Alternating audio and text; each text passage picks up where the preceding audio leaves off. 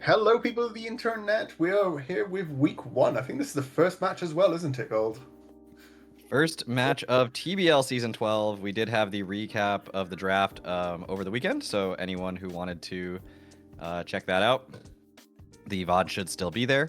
That was FinFin and Addy taking us down an overview of all of the different teams, but of course, as we get into the battles, we'll be focusing more on the two teams in front of us. And, Gold, I don't know what the stats are, because you like to keep track of stats. How many times have we had Mew in the first match of the season?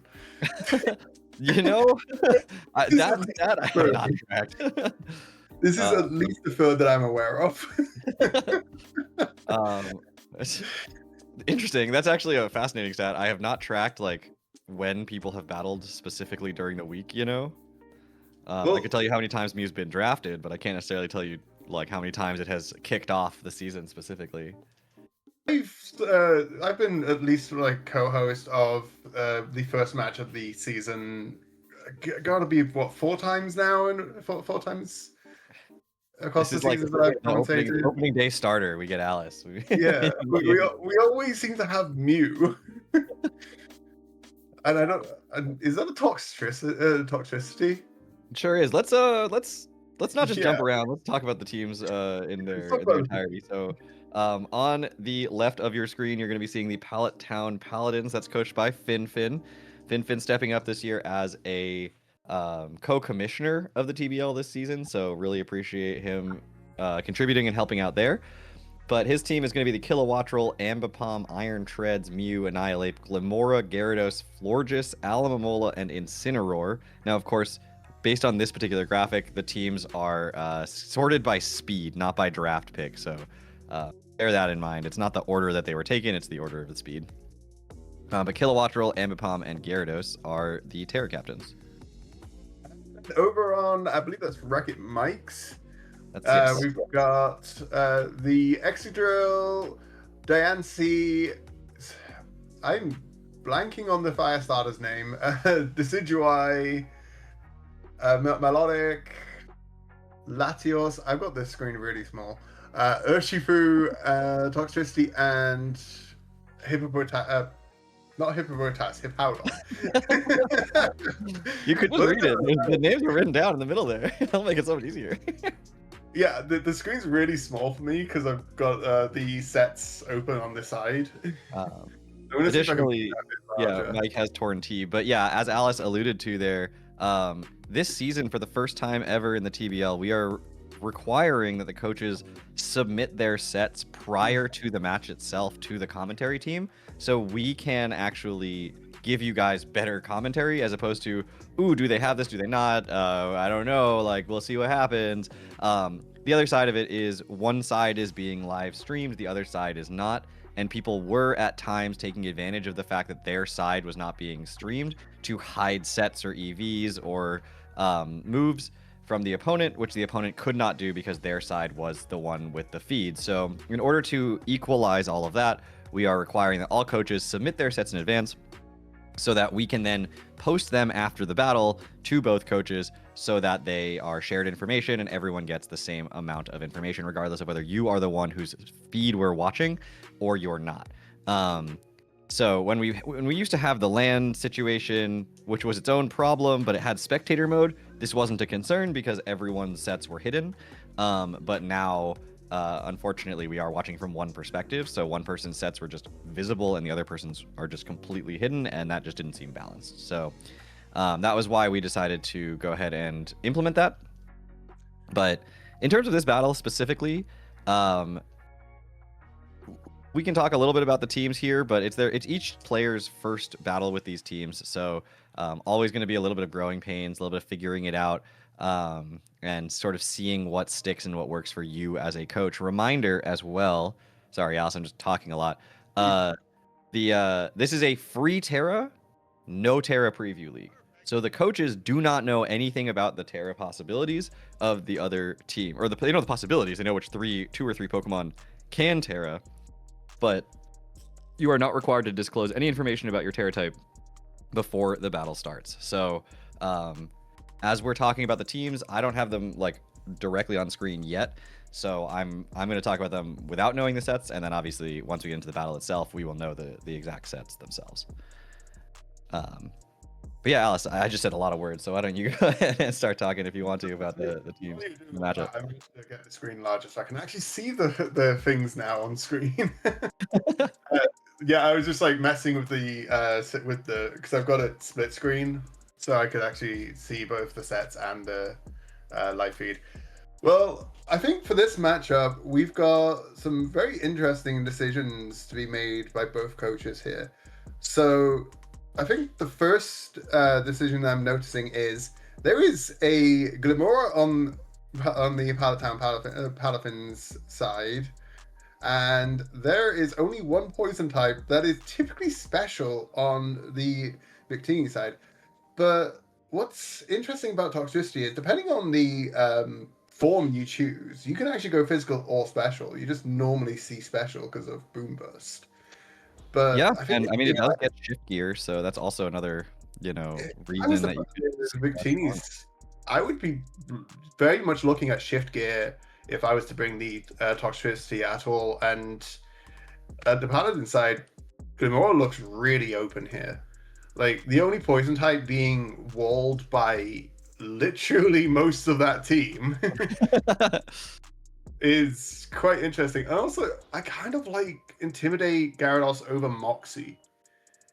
I know there is an Urshifu single strike, but there's a lot of Pokemon that like to be physical on the Victini's side. Yeah, I mean, Gyarados, as a Terra Captain too, is absolutely able to handle an Urshifu in a pinch, right? You can just run Terra Blast, Terra Flying, and it's just going to run right through it. So get a Dragon Dance up to half speed, and you don't have to worry about it. So Moxie or Intimidate, I could see either one coming this week. The reason that I'd run Moxie is like you don't want to run into like competitive Milotic, right? Yeah. Which could be a switch into Gyarados, although like you'd be switching your Gyarados into it, I guess, in order for the competitive to trigger. But yeah, Intimidate seems good because of Excadrill in many ways. I feel like that mon Hippowdon. Well, I mean, the thing about Excadrill is its matchup is so scary here, right? Give it Sand, give it an SD, give it a Life Orb, and yeah, what's answering it, right? Like, and anything that can maybe take a hit is at risk of a 30% flinch from an Iron Head. So I would also say that Clear Amulet looks really good on Excadrill this week. We have a double Intimidate on the flip side. Like Clear Amulet looks pretty nice. Items I don't even try to speculate at some point. But I will say, FinFin showed me his sets in advance and asked me for some feedback on them before I had seen Mike's sets, right? So I wasn't, I was helping FinFin a little bit. I didn't do him any mocks or anything. But the first thing that crossed my mind, and I would love to see it, was Fling Light Ball Toxtricity to catch the Iron Treads that FinFin thinks walls it, or to catch the Annihilate trying to like come in on a Boom Burst. Just give something a para, it hits the Kilowattrel. It doesn't paralyze the Kilowattrel, but at least hits the Kilowattrel, and does damage to it. And I was like, that's kind of a neat little like tech. And then Hex, right? Like once you get that Fling off, Hex is doing a lot of damage. So I was kind of like cooking, trying to come up with something for Toxtricity to do. But you're totally right that Glimora looks super free because Toxtricity is so hard walled by so many Pokemon if you don't get very, very creative with it. Dancy also looks super free here. Like, you can very easily Diamond Storm spam into this team. Yeah, I mean, Dancy has definitely risen in my like threat list. I wasn't afraid of it for a long time, and I was wrong. I admit it. Anyway, we I guess should let the players get going, right? Like, there's no reason that we can't start this match up. Yeah. Let me go ahead and message the coaches. I was about to do that, but yeah. It's probably easier if you do it, because I don't have to get both my screens up then, again. Yo, Playmaker, our like bot of explanation here. I love it. Thanks, Play, for giving some more context in chat. Really appreciate that. with us getting this battle underway, I think I'm gonna pull up the sets here for myself, as will Alice. We will try to give you all enough information. It's our first time doing this too, with full sets in front of us.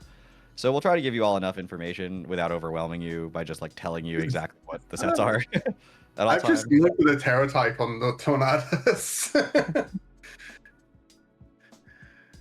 So we've got Gyarados, Iron Treads, Annihilate, Kilowattrel. Glimora did come, I'm not surprised about that, and Alola. So FinFin going super bulky this week. Yeah, we see an Assault Vest, Rocky Helmet, like boots, sash, like everything trying to take an extra hit where it can. On Mike's side, we have Tornadus, Urshifu, Excadrill, Latios, Milotic, and Skeledirge. As I expected, there's no toxicity. And that, looks like the Glimora's lead is totally free then too, which is why FinFin looks like he's going for a sash. Get some toxic debris off. At least that FinFin is running both Spikes and Stealth Rocks on the Glimora, so very hazard-oriented lead for sure. Note for us and for you all as viewers, we do have access to the Terra types. The coaches do not. The Kilowattrel is Terra Ground. The Gyarados is Terra Flying. And on the other side, the only Pokemon that can Terra is the Skeledirge, and Skeledirge is Terra Fairy. It looks like Tornadus is also Terra Stella for some reason. Oh, everything else is Stella if it... Okay, I see. FinFin has chosen to make everything Stella that is not able to Terra. I love that, honestly. That was super confusing at first.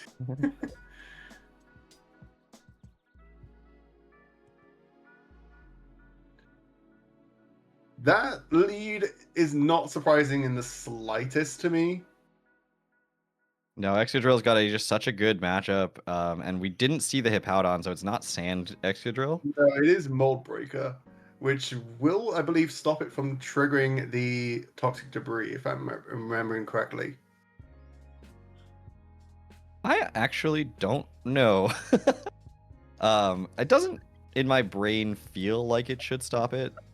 Well, either way, it's not a great lead into for FinFin. No, you really don't want to waste the Glimora here. And that actually is such a good opportunity for Mike, because Mike is running rocks on this Excadrill as well. And he could just go straight for rocks rather than anything else, get those set up and have them there. FinFin not running any removal. Oh, he has Rapid Spin on Treads, never mind. He has just Rapid Spin on Treads.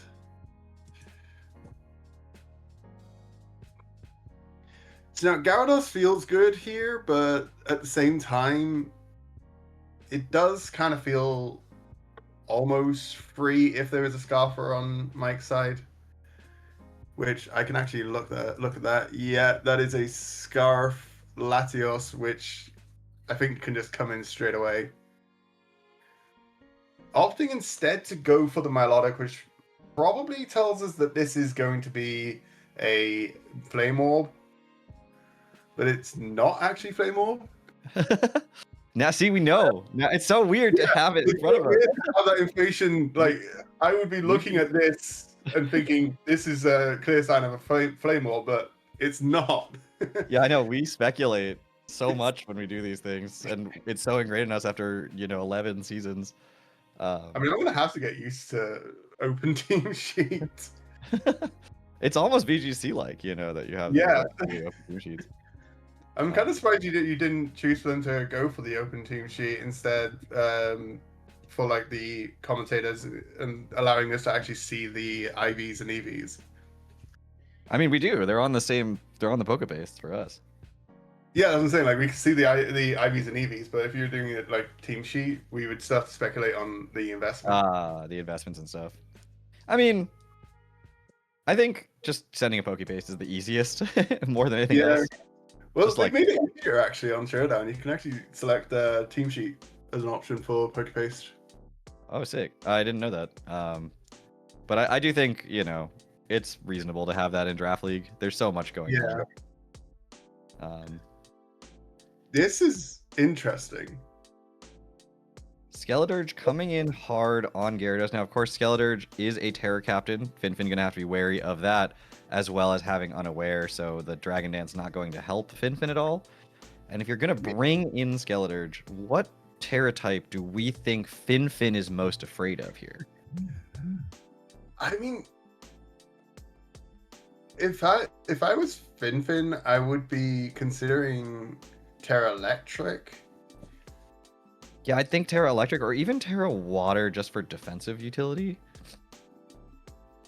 But we do see that we knew it was Fairy all along, and we do see Also it goes with Terra. It's also nearly maxed out on both health and defense. That's a critical hit. It really does like 30%, but it flinches.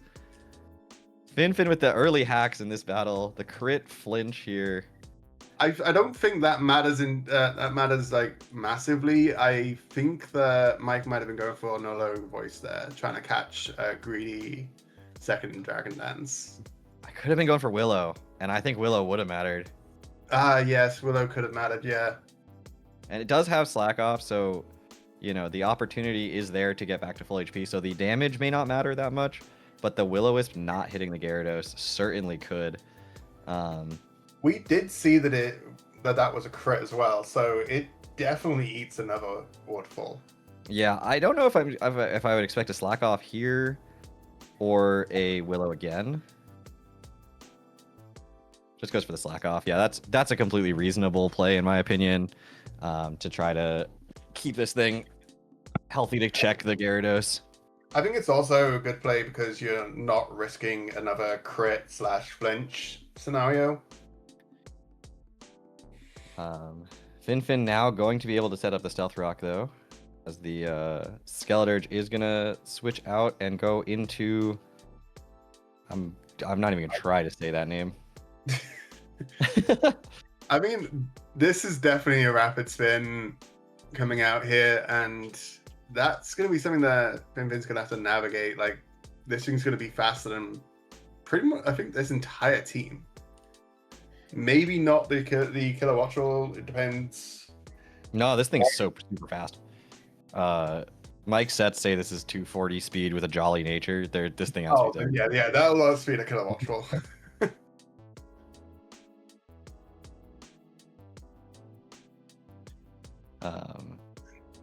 And yeah, I mean, Rapid Spin's walled here by Annihilate, if that is the play that Mike decided to go for, and it is. So FinFin making a good call here, keeping the Rapid Spin a bit. How I feel about that call. I feel like Earth Power was really free there. I mean, your max speed, timid nature with max special attack.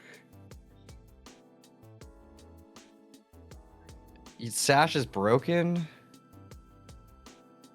I mean, so we think Earth Power is very free. We also see that this is Shookaberry Excadrill. So I mean, I was commenting from FinFin's perspective. Yes. Like, we can see that it's Shookaberry, but FinFin doesn't know that. But the rocks are here now. So that is going to either reveal boots or chip into this Torn, and it does reveal the boots here. I am shocked. Boots torn? We've never seen that before. Who would run something so revolutionary? As the U-turn from the Annihilate comes out, doesn't reveal too much about the Annihilate set either, but doesn't get a Rage Fist boost off of the Rapid Spin, so.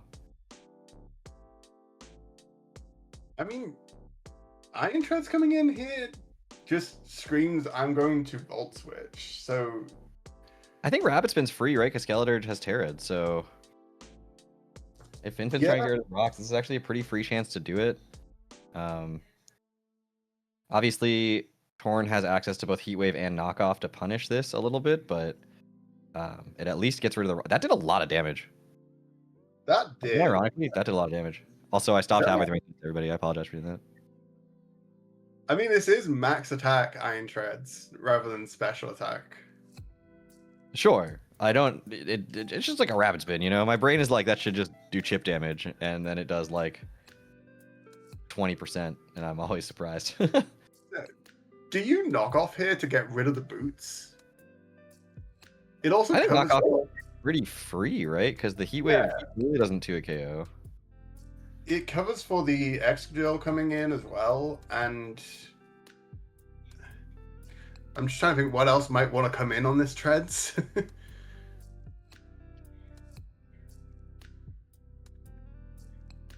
You see that knockoff come out. They Treads just after trade getting out yeah. speed as well. So Torn gonna have to switch, which means another knockoff seems pretty free here. I think it kills. I don't see Mike letting the Torn go down here, but I don't think knockoff kills if it doesn't switch, because it's going to do half the amount of damage as it did last time. That looks like it will live around It might about be a roll. yeah. If it low rolled on that first one, it could be a roll. Right, we are gonna see the Milotic come in here. Still at about 50%, but it's gonna lose its leftovers to the next knockoff. And actually, that's also gonna be lethal. That puts it in range of another knockoff. That puts it in range of a rapid spin. Do you need to rapid? I mean, I guess if you're expecting that to be a Scarfer, but knockoff also. This has 0 speed investment. I'm actually surprised that this thing was able to outspeed. No speed investment. I saw Spadef and thought speed. No, this has 0 speed investment, so I'm actually surprised it outsped the Torn even at just +1.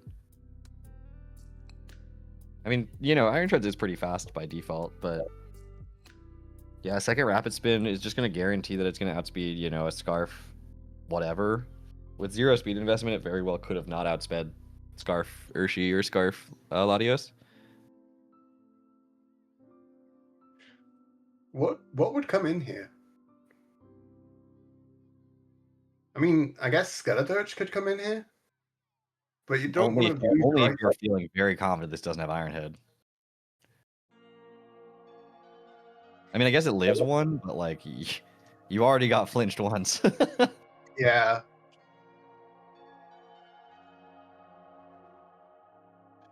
I mean, depending on how much bulk the Urshifu is running. Yeah, I was gonna say Urshifu feels reasonable here. Yeah, actually, Sucker Puncher on Urshi as well. You saw that it was Assault Vest, so they either have to hard swap out or take a Sucker Punch, and that's a banded Sucker as well. Yeah, I don't think it's living a Sucker Punch here. If you're FinFin, do you scout for it by switching and lose your speed, or do you just let this, you know, go down to a possible Sucker Punch? And I'm actually not even sure. I don't think that the band will matter. I think this would kill with Sucker Punch either way, so it wouldn't even necessarily reveal the choice band. I think it's done its job. I don't think you preserve this. Like, what is it living at this point? I mean, maybe it lives a hit from the Lati if it's not running Surf. It's running Aura Sphere. Or we see the Wicked Blow as the choice here, so it's going to tank that Earthquake no problem and decide to lock into Wicked Blow as opposed to Sucker Punch. Definitely going to kill no matter what, so choice band not revealed yet. I think letting your Urshi take 50% there may come back to haunt Mike. But I guess you do stop them from getting up a free extra hazard, because if they could tell that you were banded, then you're just telling them they can get a free setup on something. Yeah, and I don't know if Excadrill is coming anywhere near killing and Annihilate with an Earthquake or an Iron Head, so it's just stuck not being able to Rapid Spin. We do see Glamora come in here. The Sash is broken. So you're just saying, I want a layer of T-Spikes. But if you wanted a layer of T-Spikes, I think you should have just gone Glamora and kept the Iron Treads around, right? Like, yeah. If this is what the play you wanted, I feel like you don't get 50% on this, but you get your T-Spikes the same way. Like, this thing's just going to die. Or she just outspeeds and kills. Like, there's just no way it doesn't. So yeah, you get a layer of T-Spikes, but again, if that was your plan, you could have kept the Iron Treads alive. But this layer of T-spikes potentially be FinFin attempting to go for a Dragon Dance on the Gyarados. But I don't think Gyarados that's lives. gonna live a Wicked Blow happily. Like, Yeah, I don't think it lives. I might live one, but certainly not like well enough to D-dance when you're not sure if this thing's banded or scarfed, you know? Because if it's scarfed, it's just speed Hello. What? Why not just go low in the first place? I mean, yeah, I don't. Alamola definitely could come in here. I feel like everything else is sketchier. Opts for Kilowattrel. I mean, it should outspeed. If you're confident this isn't If you're confident this is banded yeah. and not scarfed, which maybe the Glimora roll he now knows that it's banded and not scarfed. But Glimora's not running any investment. And I find it hard to believe that this thing doesn't just kill Glimora. Yeah, I also find that unlikely. We do see the Torn T coming in. No more boots for it, so it's going to take Stealth Rock, and it lives! And it lives! Okay, did not expect that. No, but... You just U-turn here? Still outspeeds, so... You just U-turn and go into something else? There's Dots for the Terra Blast to stay in, but not risk the extra drill coming in 100% scot-free, I guess. Shows the Terra Blast too, which is kind of an interesting... Like, hey, don't forget, this is my Terra Captain. I mean, I've run Terra Blast on mons that have limited coverage before without them being Terra Captains. in NFE leagues, Fluffy getting Terra Blast was a blessing. It's an 80 base power special move. Yeah, any base power special move that you can run on an Assault Vest set or a Choice set. Both decent items for Fluffy, especially if you got like limited amount of Eviolites. Fluffy makes a really good Assault Vest captain now, or Assault Vest user now.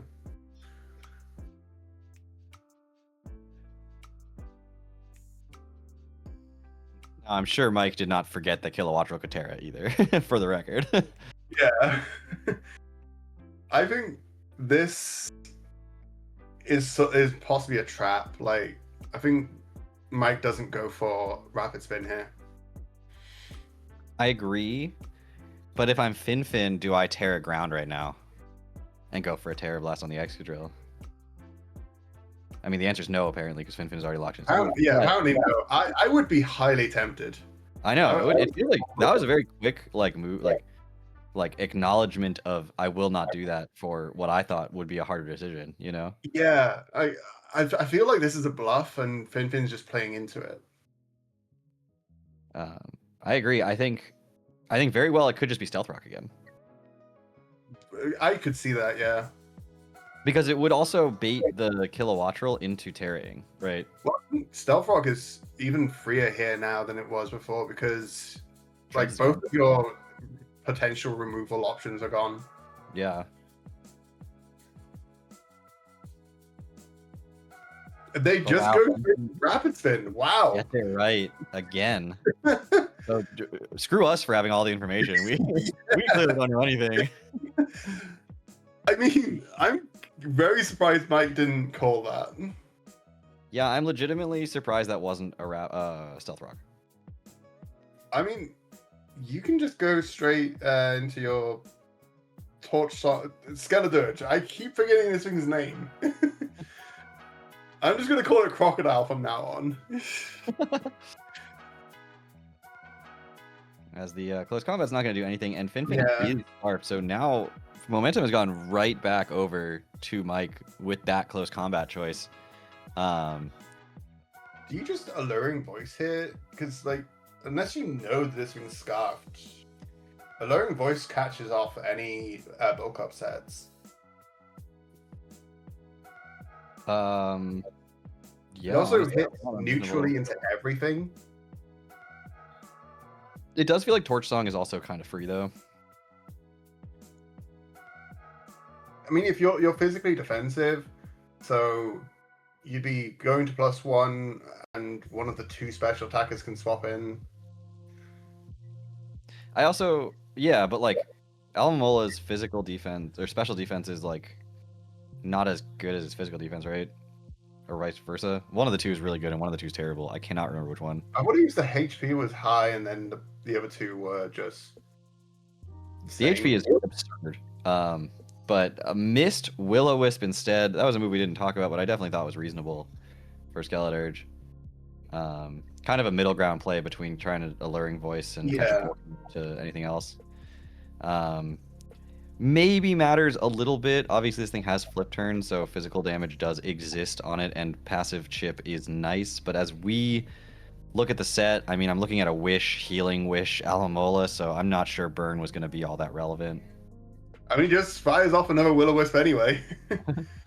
Chip damage? Oh, yeah. Mike doesn't know that. Now the flip turn's going to do 1 damage.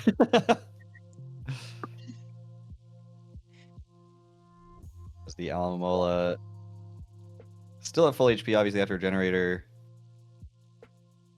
I'm wondering what chip Mike is looking to get to go into that Latios. It looks like they're playing for this Latios to be the end game. Yeah, which also kind of means you're hoping that Luster Purge is going to do it for you, because it's the only spammable move here. The set is Draco Meteor, Luster Purge, Aura Sphere, and Flip Turn. Obviously, you can't spam Draco Meteor because you'll weaken yourself. Can't spam Flip Turn because you'll switch out. And Aura Sphere can't hit the Annihilate or the Gyarados super effectively, or like even neutrally, or the Kilowattrel before Terras. So something we haven't discussed yet is Annihilate's choice to run Vital Spirit. Possibly expecting a Yawn set on this Skeleturge. Maybe. Yeah, chose not to be Defiant or anything else. That is a good shout right there. I think Defiant would have been really good here, especially with Lati on the other side. Like, if you could run Psychic Resist Berry, you could actually farm a 3/2 from the Luster Purge. So we're seeing this little bit of Thunderbolt slack off stalling here, getting the Skeleturge back to pretty much full HP, but at any moment you could just go Excadrill, right? So like, yeah, I think that might also be what they were testing for, was if it's choice locked. Yeah, hoping it would try to like switch a move to catch the Excadrill or something. Yeah. But we are also like, I don't want a commentator's curse anything, but like paras are real, you know? Yeah. So just sitting here spamming that is just not going to end up benefiting you in the long term. But it gets healthy enough to take 2 and does manage to get Torch Song off, which can 2-hit KO. But then you're not going to be healthy enough to block the Annihilate. I think you need to preserve this for the Annihilate. Yeah, a little surprising to see that this is the path Mike has chosen as opposed to going into the Excadrill, especially with the Shuka still intact. We might see the Excadrill come in here, actually. No, we just see the Thunderbolt come off. Slack off? Yeah. Slack off. It is healing more than it's taking by a little bit, but... That is 4, so you're halfway through your slack offs. And now the switch out. Got as far as he was willing to go, in this case, Mike did, and now Excadrill going to obviously take a little bit of Stealth Rock chip, but nothing from a Thunderbolt. So does FinFin decide to fake out having... Oh no, because we saw them swap earlier, didn't we? Between Thunderbolt and Terra Blast. Yeah, we saw Air Slash into Terra Blast, so... That's not the Terra Blast, so... I think Mike was really just trying to make sure he was baiting Thunderbolt and not something, you know, that could catch an Excadrill. You ate through so many of the slack offs to do that. And let's not forget there was one used earlier on the Gyarados. Yes, well. We're actually you're halfway through. Is it 5? I thought it was 4. I think it was 5. 4 in that sequence and 1 from the earlier. Okay, I thought I only counted 3 in that sequence. This time, this Excadrill does get the opportunity to set Stealth Rock, and Mike does not miss it this second time. Gyarados getting in here, and safely too. Now it's just free Dragon Dance or Waterfall. So either way, I can see FinFin just getting to +1 in some way, shape, or form. Rapid spin actually gets off. Mike willing to let this get hit by a waterfall for the rapid spin here. I think that was worth it because there's nothing setting up rocks anymore. That's true. And that means this 20 can actually come back in safely and outspeed it, and more importantly, outspeed this Gyarados. Yeah, didn't get a Dragon Dance off here. Instead opting for Great Waterfall, and that does mean everything except Skeleturge that's still alive, I think, outspeeds. And yeah, Urshifu's what comes in here. And yeah, name your switch in here. It's Alomomola, that's the name, but it doesn't like taking 2. I don't think Alomomola can take 2. Not... Yeah, I don't know. I don't think so. I think it might be a roll to live 2 Wicked Blows. Choice Banded? I don't even know if it's a roll. Oh yeah, Choice Banded, of course. Yeah, I keep forgetting we know the items.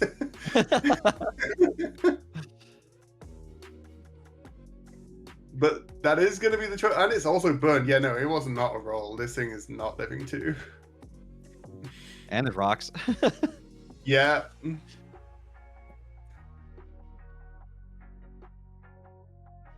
But it does get 2 Rocky Helmet chips off here, which could matter. It actually can live another if you're sacking a different Mon for Regenerator. I just don't think that's worth it. Opts for the straight Healing Wish here. I think that's a desperation. Like, yeah, I'm acknowledging the sack. But if you happen to switch, I'd love some free HP back on something else. I think Kilowattrel's arguably the best choice to come in here. Because you can drop a Thunderbolt and anything that switches in has to risk a power.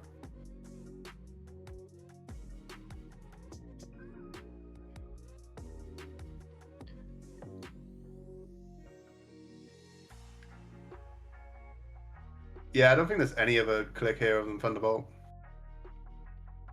I agree. You can't risk a miss. You just can't.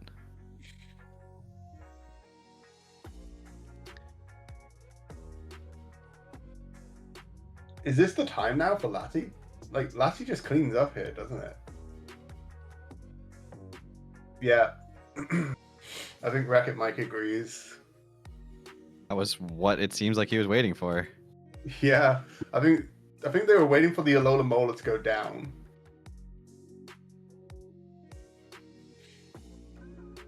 Or at least get chipped into range to die to, Yeah. to 2 hits guaranteed.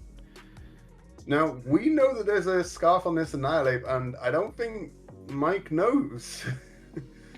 So, depending on how this Annihilate is invested and how the Lati's invested, but I don't see Lati being less than... Yeah, it's timid, so there's no way that this ape outspeeds. Oh, and then even the Gyarados can't set up a D-Dance because it's still gonna get outsped by the Scarf. And FinFin does not know.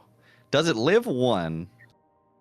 Probably not, but like maybe. It's surprisingly bulky, but this is also Luster Purge, so but it is not like Soul Dew or Life Orb or anything else. It's Scarfed, so it's not boosted anyway.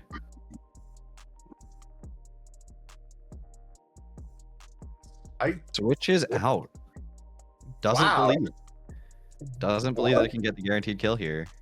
Oh, they might have been spooked by potential Psychic Resist. Oh, like a Pyapa Berry or something? That's true. Yeah. And then into a Rage Fist would kill you, yeah, for sure. It was Pyapa Berry Defiant, which there's been no indicator whether or not this is Defiant. So if it was, then this thing just could reverse sweep from there. That'd be so neat. Yeah. They were locked into Luster Purge as well, so it's just, I don't think it was worth the risk. With the Stealth Rocks up, being able to chip things down even further. Yeah. And knowing that this is just your physical wall. Yeah, there's another slack off. Gyarados now, I think... I don't even know. You can't really afford to D-dance here because this is unaware and you can't just give it free damage and an alluring voice as well. But there's a Willow, and it feels like that's gonna be game, you know? Yeah.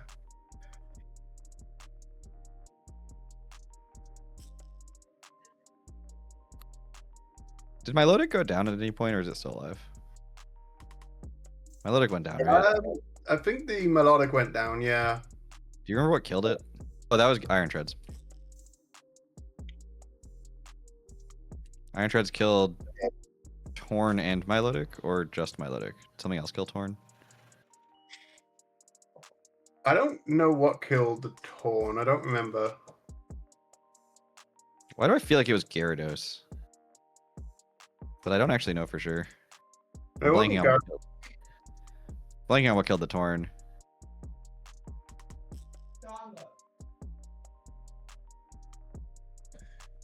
But no, this is just. I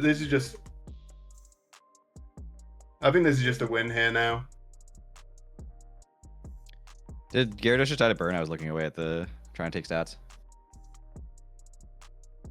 Yeah, Gyarados went down to Luster Purge, and Mike's just playing around the potential reverse. I love this, that the fact that Mike is playing around this though.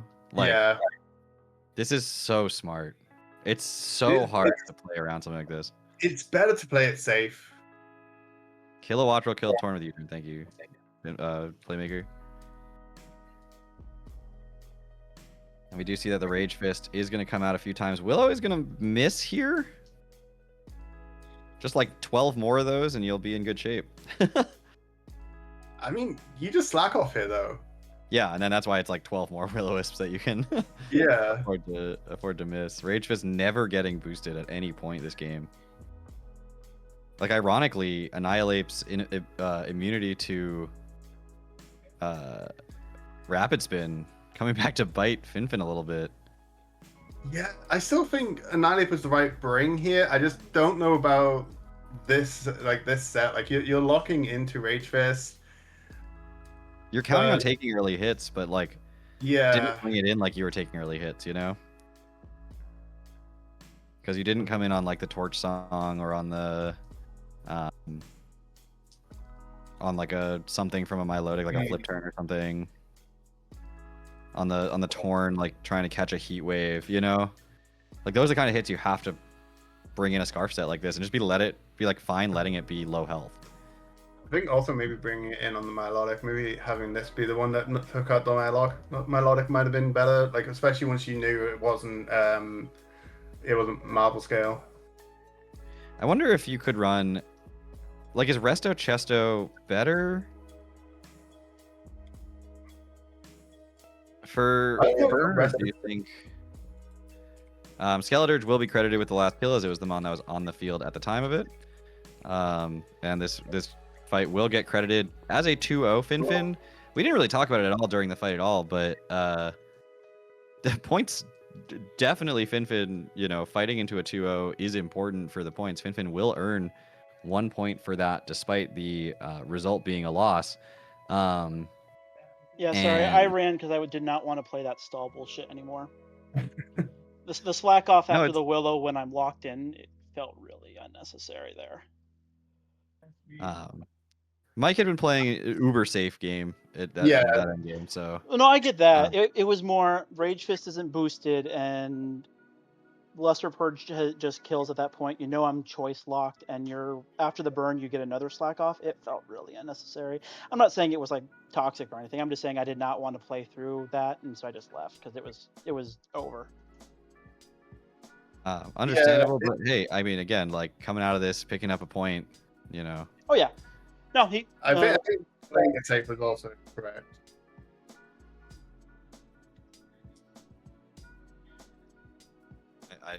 You kind of cut out there, Alice, for a second.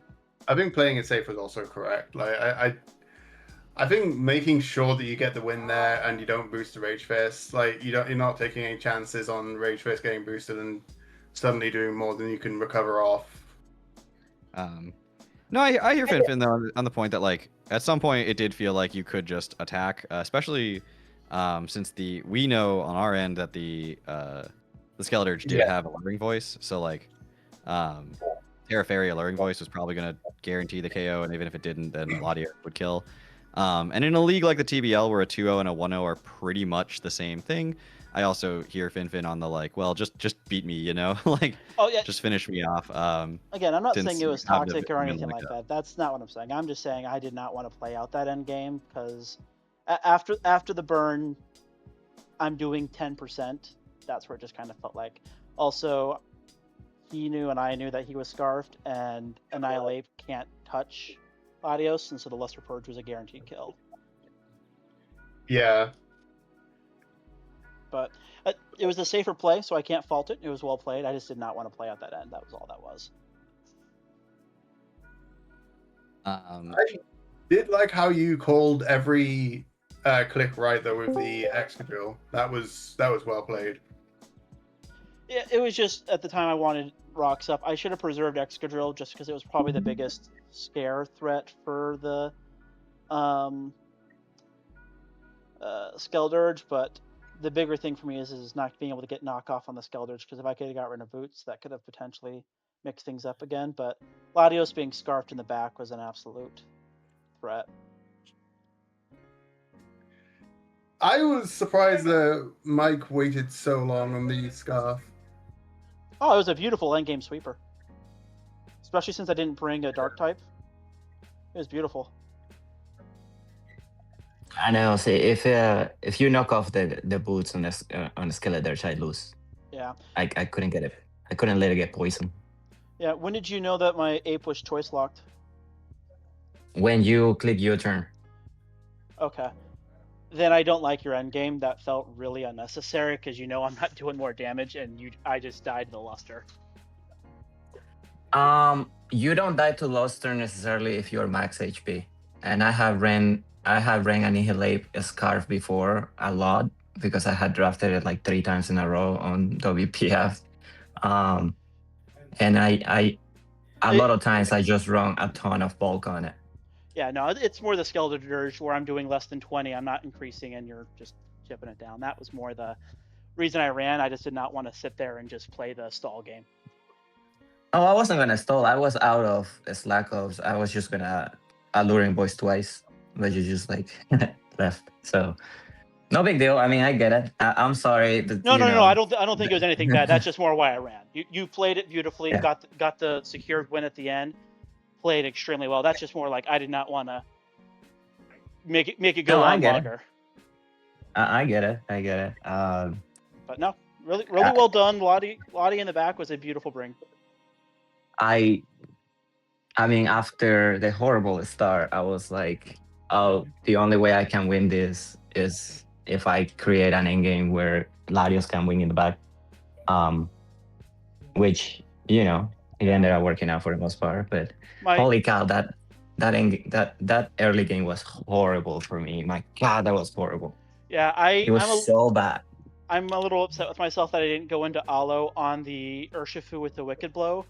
But if you weren't banded, Glamora lives there, and so that was the big thing that I was trying to. Yep, I figured you were. I figured you were testing whether I was banded or not because you couldn't really tell. Yeah, and it was a rolls where I was like, all right, there's a decent chance I'm living this either way, and then I can get rid of Urshifu. Was it a roll? Yeah, because you were doing, I believe it was at most 80%. Oh, let me see. What kind of Glamora was this? Go back. There's no bulk on the Glamora. Yeah, there's no bulk. Oh, maybe not. I'm wondering if I had the wrong Urshi in the calc. Then never mind. Yeah, I think I was doing 98%. I'm pretty sure you took like no. That makes something. more sense. I'm wondering if when I did the calc, it had Urshi Rapid, and because it's not dark, it didn't get the stab for Wicked. Oh. That's what I'm wondering. I'll be able to check. I mean, it will do 60%. That's the calc I was seeing. Yeah, no, I was looking at the other one, so that's why I did that. I'm like, oh yeah, no, I can. If Mike had run Urshi Rapid besides being disqualified for bringing him on that was not drafted. Also, be disqualified for bringing it with Wicked Blow. Yeah. For so many reasons, that would not be okay. Honestly, I would be more impressed than anything else. But yeah, no, I just had the wrong sheet when I pulled up the calc, and so I was like, okay, Scout, get rocks up, and then when it just went down, I was like, okay, this is banded, and so I kind of knew there, but. What were the Terras on Gyarados and Kilowattrel? I've been wondering the entire time. Since this is not Terra preview and Yeah. nobody told me. Kilowattrel was Terra Ground. Gyarados was Terra Flying just because I didn't bring a Terra on it. My main plan was Kilowattrel. So, full transparency, I was expecting you to bring Decidueye because the Decidueye is scary with Annihilate as the spin blocker or the hazard blocker, because if I misread it, you click a Shadow Ball, I'm screwed. So I was competitive Kilowattrel, and so the idea was get that to +2 to kind of get evil, and then go Terra Ground on Kilowattrel. I was a little surprised earlier in the game. There was a point where Kilowattrel, the extra drill came in on Kilowattrel. Was a little surprised not to see the immediate Terra Ground there. It worked out because the Rapid Spin was the move of choice here, and it also worked out, though you didn't know it, FinFin, because the extra drill had a Was Shuka it Berry. Shuka? Okay, that was why I clicked U-turn. I'm like, okay, I haven't seen. It wasn't clear Amulet. It's got Stealth Rock, so it's not a Life Orb set or anything like that. I didn't see Lefties pop, and it can't be Assault Vest, and so I was thinking, okay, this has got to be Shuka. Which is super valid, but I was surprised for you to make that read. Like I thought the pop the Shuka, get the Terra Ground off. You still had speed, maybe not after a Rapid Spin, but at the time I was praying that Skelly wasn't boots, and so for me keeping the T spikes up was more important than the damage on the Excadrill. And so because I was because I was too worried about Skeldurge, me not having the Glamora anymore. Skeldurge was just an absolute threat, and so my big worry was if I let him if he's making this big of a focus to get rid of my hazards, maybe it's because there's a Mon in the back that is screwed by hazards.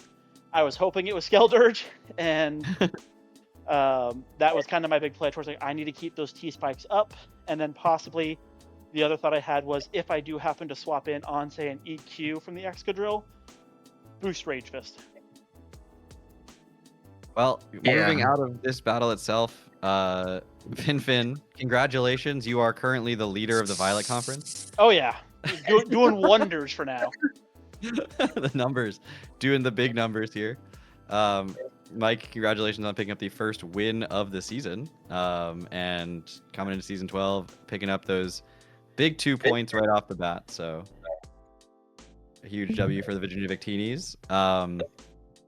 We have a lot of battles coming your way this season. We are a 10-week season, and every week has 6 battles. So a ton of battles coming your way, but the next one you got to watch out for is the Chicago Phalanx taking on the Atlanta Victory Stars, which will be Godbear and Playmaker. That's going to be happening this Friday at 8 p.m. Eastern time. Then we've got a triple header on Saturday, 2 games back-to-back at 4 p.m. Eastern time and 4:30 p.m. Eastern time. That'll be the London Shockwave taking on the San Diego Pachirisus, followed by the New York Empoleon versus Venus Ouijasaur, and then 7 p.m. Eastern time, a few hours later, we've got the Rome Empoleons taking on the Canadian Ceruleages. The final battle, the Boston Red Rocks versus Atlanta Talonflames, has been granted a small extension, so it'll be happening on Monday or Tuesday. Exact timing TBD. By the weekend, we should know that. But Friday, Saturday, lots of battles coming up. So this is going to be a really fun season of TBL, hopefully. And I really hope everyone's really excited for it. Congratulations once again to Mike. Yeah, go ahead. Sorry. I was going to say, and I'm going to give a heads up to anyone. Thank you. If anyone decides that they're going to schedule their week 2 match to be next week on the 8th, I'm just going to let you know right now, you are all on your own. I don't give a damn what happens on that Sunday. You will not get me online. Yes, for our non-American friends, that is the Super Bowl. The greatest holiday in the country. I was wondering what was going on that day. And Super Bowl Sunday. I stand by it being a holiday. They closed the post office for it. But yeah, we've got a ton more battles coming your way, and hopefully everyone's really excited for it. Yeah. Again, as I was saying, congratulations to Mike and to FinFin for picking up the point and leading the the Violet Conference right now with 1 point. Yeah, we will see you all back here on Friday with more battles. Alice, you want to say anything else? Just take care, everybody. Good game, Mike. Great sets, great brings, and thank you all. Thanks, Gold, for hosting the first one as we are back. We will see you all Friday in the next match. Remember, whatever you do with life, just have fun with it. Take care, everybody. See ya.